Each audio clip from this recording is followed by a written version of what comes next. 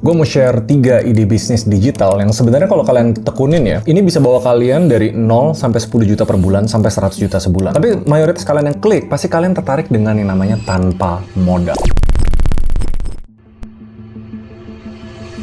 Sebenarnya di beberapa tahun yang lalu, gue sering bikin video ide bisnis atau freelance tanpa modal. Tapi kebanyakan orang mikir tanpa modal itu artinya gampang. Kita lurusin dulu ya, peluang apapun itu sebenarnya nggak mungkin tanpa modal. Modal minimal yang kalian harus lakuin itu effort. Tapi dibanding semua model bisnis atau ide-ide bisnis, ada beberapa yang biasanya selalu ikutin tren. Yang bisa ngasilin kalian income paling tinggi dengan modal uang paling kecil. Dan mayoritas kalian yang nonton video ini, minimal kalian punya modal HP. Nah, disclaimer, tiap dari ide ini tuh gue kasih step by stepnya juga. Walaupun nggak sampai teknisnya kalian pakai tools apa, di website apa, scriptnya kayak gimana, tapi harusnya ini framework cukup untuk kalian ngedalemin sampai minimal 10 juta per bulan. Kenapa tahun ini gue fokusnya ke bisnis digital? Gue jelasin konteksnya dulu ya. Ini bahkan dari OJK sendiri bilang, ekonomi digital Indonesia bakal tumbuh ke 4.500 triliun. Itu di 2030. Jadi sebenarnya emang banyak banget kerjaan yang sebelumnya manual dari sektor jasa atau sektor produk itu bakal bergeser ke ranah digital. Dan salah satu yang paling signifikan, kalau kalian belum belajar AI, kalian harus pelajarin dulu. Menurut World Economic Forum, AI bakal ngegantiin 92 juta pekerjaan. Tapi ngehasilin 170 juta pekerjaan baru sampai 2025. Dan ini relate sama ide bisnis yang bakal gue share nanti. Kenapa ini signifikan banget? Karena dulu kerjaan-kerjaan yang bisa ngasilin puluhan juta sebulan itu biasa ada namanya barrier of entry. Untuk kalian pelajarin skillnya sampai bisa nge-service kerjaan itu butuh berbulan-bulan. Apa yang AI lakuin adalah nurunin barrier of entry untuk mayoritas kerjaan digital. Contoh biasanya bikin website harus belajar coding 3 bulan. Sekarang ada yang namanya vibe coding atau bikin website cuma pakai prompt dan bener-bener nggak pakai kode sama sekali. Kenapa konteks ini penting? Karena di luar dari 3 ide bisnis ini sebenarnya banyak banget yang kalian bisa lakuin. Pertanyaannya, otaknya nyala nggak untuk nyari opportunity itu? Kita mulai dari ide bisnis pertama dulu, yang gue yakin mayoritas kalian tuh pasti bisa lakuin, yaitu